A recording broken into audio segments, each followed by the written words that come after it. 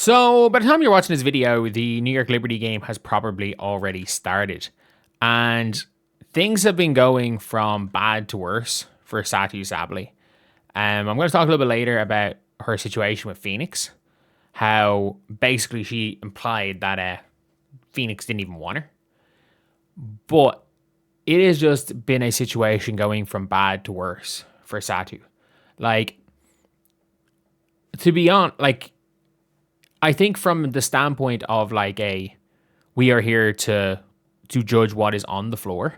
Like, I think in a lot of scenarios, there's absolutely there's reasons for the fact that Satou's not in shape. But I also think we have to, if you're someone that's covering the game, covering the team, you have to point out that you wouldn't be doing it due diligence to point out she's not in shape. There's justifiable reasons for it. Because since signing the New York deal, she signed the New York Liberty deal off the back of a unbelievably tough bad concussion, which was scary.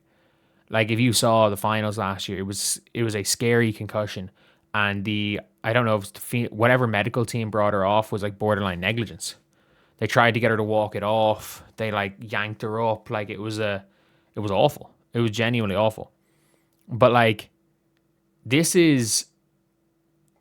she has now missed all bar 23 minutes of the season. Or, well, she played in 2 games, has she? But she's looked horrendous. And Satou apparently warmed up and decided a few minutes before tip-off that she wasn't going to play. As far as I'm aware, Satou warmed up, was getting ready to play, and just didn't feel great. And it's, again, it's just been a bad run of luck. It's been an absolute bad run, really, really bad run of luck. And it doesn't help. I think the New York Liberty signed Satou knowing she wasn't going to be 100% for most of the season.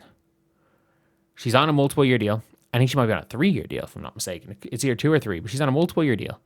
They signed her knowing that she wasn't 100%.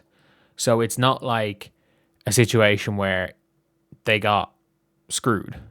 That's why they got her so cheap. But between missing time with the concussion, missing most of training camp with concussion, then having the cyst, and then immediately being sick, so she's missing games, I don't think this is going to be too serious. But every game missed is a game longer it's probably going to take her to get in the shape that she needs to be in to compete for this team.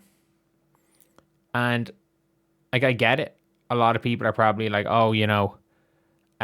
she doesn't need to, she can get back into the shape that she was in even in Dallas. But Satou has to be in shape to play better defense, because John Quell legitimately can't. She has become one of the worst defenders in the league. This is a player who, at her peak, John Quell Jones, even 2 years ago, was an all-defensive player. Was one of the best defensive players in the league. And has become, I'm going to be honest, one of the worst defenders in the league. Absolutely has become one of the worst defenders in the league. And it is Satou's going to need to play defense. Satou absolutely is going to need to play it. And she's got to be in realistically the best shape of her career. The New York Liberty don't need her to put up 40 a game.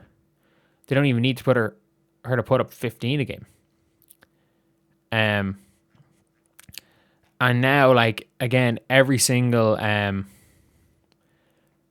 game that she's missing, I'm guessing she's not really practicing with the team.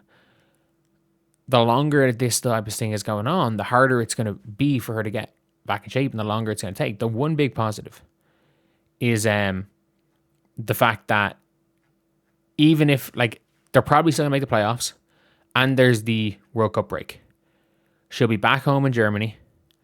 Germany are obviously in the World Cup, and she'll then be able to get a lot of reps in, try to get back into it. But her getting to the level that she was supposed to be at. She was supposed to be at in based off the 2023 season. I don't know if that level, Satou ever gets to that level again. I really don't.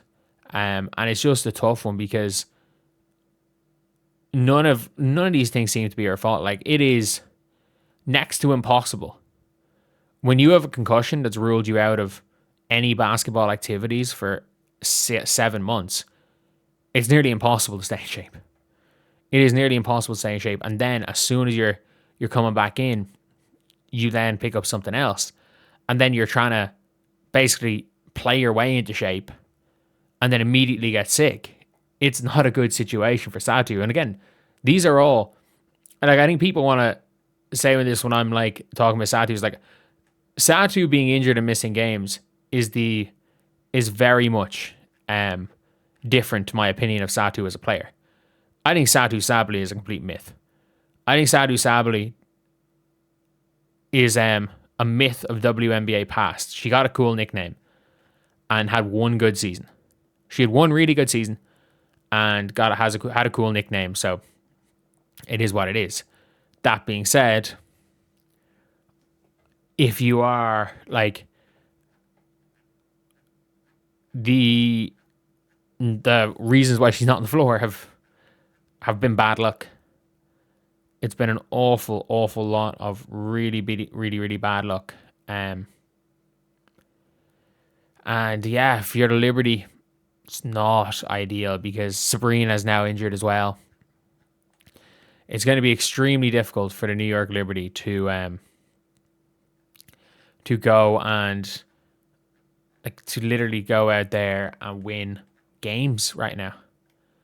It's really going to be a struggle because unless Leo Phoebus is a miracle worker, the team's going to hover around 500 for a lot of the year because Sabrini and Escu coming in with back issues. Back issues are never good. Like, again, when it comes to the Fever, it feels like with Caitlin Clark's back issues that it's probably, as much as anything, a bit of overcompensating, and she probably is a bit freaked out herself trying to relearn her body, and anytime she feels anything is probably going to sit out. With Caitlin, whether it's an injury or not. But with Sabrina, who's had to deal with this stuff, if it is a back issues are never good. So yeah, that's pretty much it. Let me know what you guys think in the comment section below. I feel bad for Liberty fans. That being said, Liberty got her for $800K for a reason. Like, she signed for $800K rather than 1.2 mil for a reason. Anyway, I'll see you guys.